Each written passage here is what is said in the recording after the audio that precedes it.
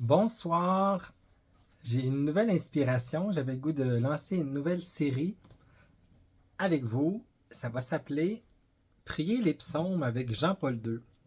Chaque matin, moi j'aime ça prier les laudes. Puis la semaine, on est une petite équipe qui se rassemble en ligne pour prier les psaumes.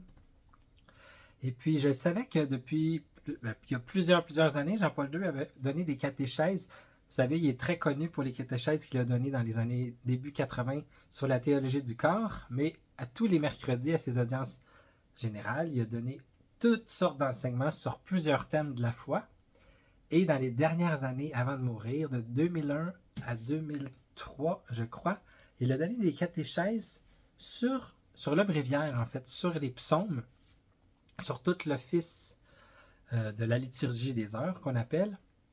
Et de 2001 à 2003, c'était sur les laudes. Ensuite, de 2003 à 2005, sur les vêpres, sur l'office du soir. Et il n'a pas pu terminer parce qu'il est décédé en 2005. Alors, Benoît XVI, quand il est devenu pape, il a continué et terminé les catéchèses qui avaient été prévues. Alors, je pensais commencer bien humblement. Tant qu'à le lire juste pour moi, je me suis dit, je pourrais lire une petite catéchèse par vidéo, puis la commenter si ça a besoin d'être commenté. Alors, je commence avec vous. Prier les psaumes avec Jean-Paul II, c'est un livre qui existe, puis il y a aussi la suite avec Jean-Paul II et Benoît XVI. Fait que je commence par les deux premières catéchèses, c'était des catéchèses d'introduction.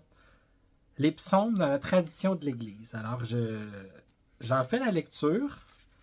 Puis voilà, avant de commenter les psaumes de l'Aude, le pape Jean-Paul II a voulu expliquer l'importance de la psalmodie dans la vie et la tradition de l'Église, tout comme le caractère spécifique de la prière liturgique matinale.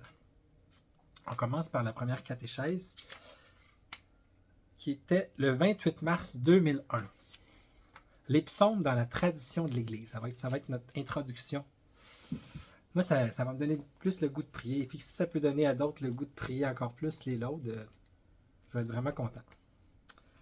Dans ma lettre apostolique Novo Millennio Inuente, j'ai souhaité que l'Église se distingue toujours davantage dans l'art de la prière, en l'apprenant toujours à nouveau des lèvres mêmes du divin Maître. Cet effort doit être vécu surtout dans la liturgie, source et sommet de la vie ecclésiale. Dans cette perspective, il est important d'accorder une plus grande attention pastorale à la promotion de la liturgie des heures comme prière de tout le peuple de Dieu. Pas juste pour les prêtres, les évêques, les diacres, c'est pour le peuple de Dieu, pour tout le monde, les laïcs, tout le monde. En effet, si les prêtres et les religieux ont le mandat précis de la célébrer, elle est cependant chaudement proposée également aux laïcs. Chaudement proposée. C'est cela que visait il y a un peu plus de 30 ans mon vénéré prédécesseur Paul VI par la Constitution Laudis Canticum, par laquelle il déterminait le modèle en vigueur de cette prière, souhaitant que les psaumes et les cantiques, structure porteuse de la liturgie des heures, soient compris avec un amour renouvelé par le peuple de Dieu. C'est beau, hein? Ça, c'était en 71. C'est un fait encourageant que de nombreux laïcs, aussi bien dans les paroisses que dans les associations ecclésiales, aient appris à la mettre en valeur. Elle demeure cependant une prière qui suppose une formation catéchétique et biblique adéquate pour qu'on puisse la goûter à fond. C'est vrai parce que les psaumes, c'est pas facile à comprendre. Hein? Il y a un langage spécialisé. Souvent, c'est pas évident. Alors, quand on comprend mieux les psaumes, ça peut mieux nous aider à les prier. C'est ça qu'on va faire ensemble. Ça va être le fun, hein? Dans ce but, nous commençons aujourd'hui une série de catéchèses sur les psaumes et les cantiques proposés dans la prière matinale des laudes. Je voudrais de cette manière encourager et aider tous les fidèles à prier avec les paroles même que Jésus a employées. Il a prié les psaumes, Jésus aussi, là. Et qui sont présentes depuis des millénaires dans la prière d'Israël et dans celle de l'Église. Pour entrer dans la compréhension des psaumes, nous pourrions emprunter divers chemins. Le premier consisterait à présenter leur structure littéraire, leurs auteurs, leur formation, les contextes dans lesquels ils sont nés. Ensuite, il serait intéressant d'en faire une lecture qui mette en évidence leur caractère poétique, qui atteint parfois de très hauts niveaux d'intuition lyrique et d'expression symbolique. Il serait non moins intéressant de relire les psaumes en considérant les divers sentiments de l'âme humaine qu'ils manifestent: la joie, la reconnaissance, l'action de grâce, l'amour, la tendresse, l'enthousiasme, mais aussi la souffrance intense, les récriminations, la demande d'aide et de justice, qui débouchent parfois sur la rage et l'imprécation. Dans les psaumes, l'être humain se retrouve lui-même entièrement. Notre lecture s'efforcera surtout de faire apparaître la signification religieuse des psaumes, en montrant comment, bien qu'ils aient été écrits il y a tant de siècles pour les croyants juifs, ils peuvent être assumés dans la prière des disciples du Christ. Pour cela, nous nous laisserons aider par les résultats de l'exégèse, mais en même temps, nous nous mettrons à l'école de la tradition et surtout, nous nous mettrons à l'écoute des pères de l'Église. Wow, ça va être passionnant. En effet, ceux-ci, avec une profonde pénétration spirituelle, ont su discerner et indiquer la grande clé de lecture des psaumes dans le Christ lui-même, dans la plénitude de son mystère. Les pères en étaient bien convaincus. Dans les psaumes, on parle du Christ. En effet, Jésus ressuscité s'est appliqué les psaumes à lui-même quand il a dit « Il fallait que s'accomplisse tout ce qui a été écrit de moi dans la loi de Moïse, les prophètes et les psaumes. » Luc 22, 44. Les pères ajoutent que dans les psaumes, on parle du Christ ou que même c'est le Christ qui parle. En disant cela, ils ne pensaient pas seulement à la personne individuelle de Jésus, mais au Christus totus, au Christ total formé par le Christ tête et par ses membres. C'est nous ça, c'est toute l'Église. Aussi naît pour le chrétien la possibilité de lire le psautier à la lumière de tout le mystère du Christ.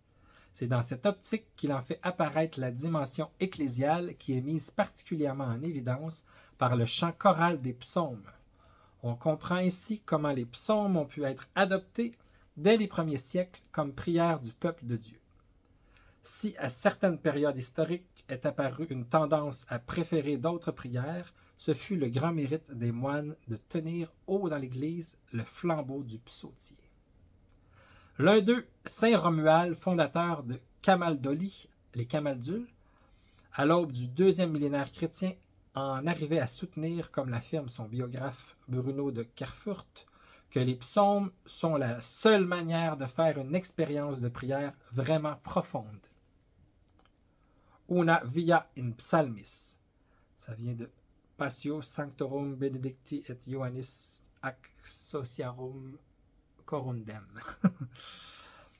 Par cette affirmation, à première vue excessive, il restait en réalité ancré dans la meilleure tradition des premiers siècles chrétiens, quand le psautier était devenu le livre par excellence de la prière ecclésiale. C'est fort.